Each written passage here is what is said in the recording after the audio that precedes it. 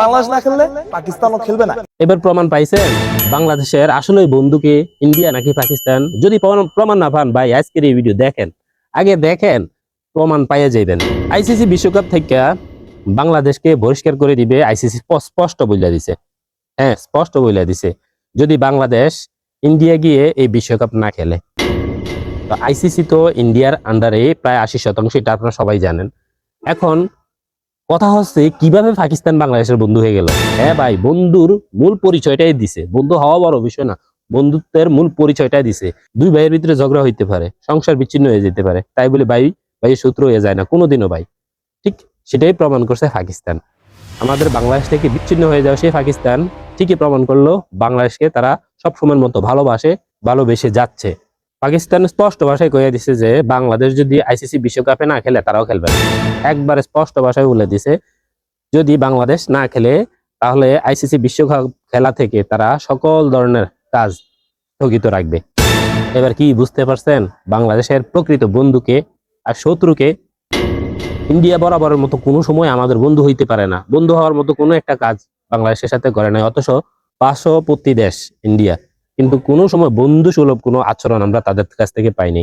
এই আইপিএল নিয়ে মোস্তাফিজুরকে নিয়ে যত কাজ সাজি করেছে যে এই ইন্ডিয়া বাংলাদেশের সাথে, আর সেটা থেকে এই পর্যন্ত গড়াইছে।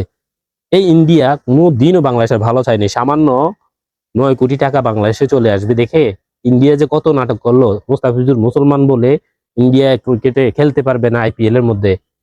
কি বুঝতে পারছেন ইন্ডিয়া কোনোদিনও কি বাংলাদেশের বন্ধু সুলভ আচরণ বাংলাদেশের সাথে করেছে? বাংলাদেশের জনগণের সাথে করেছে? করে নাই। কিন্তু পাকিস্তান সেটা প্রমাণ করেছে স্পষ্ট ভাষায়।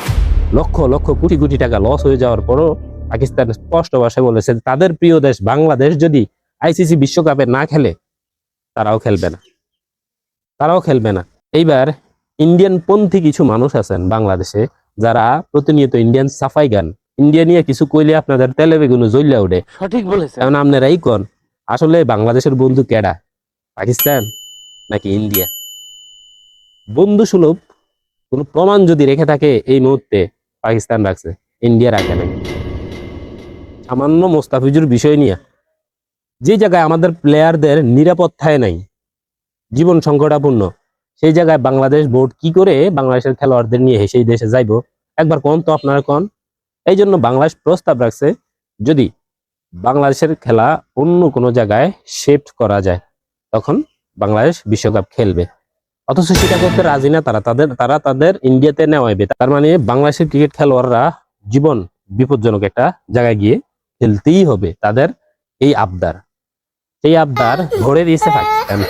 একবার ভরে দিয়েছে পাকিস্তান। বাংলাদেশের পক্ষ নিয়ে দাঁড়াইছে পাকিস্তান। এখন আইসিসি পারে না হাতে ধরে পায়ে ধরে বাংলাদেশের, যেভাবে হোক ইন্ডিয়া খেলুক। অন্য কোনো জায়গায় শিফট করতে গেলে তাদের অনেক টাকা লস হয়ে যাবে। সবচাইতে বড় বিষয় হচ্ছে বাংলাদেশের সবচাইতে বড় বন্ধুত্বের পরিচয় দিছে, বন্ধু সুলভ আচরণ করছে এই মুহূর্তে পাকিস্তান, ইন্ডিয়া না। ইন্ডিয়া বরাবরের মতো বাংলাদেশের ক্ষতি চাইছে, ক্ষতি এখনো চেয়ে আসছে। কোনোদিনও বন্ধু সুলভ আচরণ বাংলাদেশের সাথে করে নাই। অতএব Pakistan is great, I love Pakistan. আজকের এই ভিডিওটা বেশি বেশি করে শেয়ার করে দিবেন। ভালো থাকবেন, সুস্থ থাকবেন। আল্লাহ হাফেজ।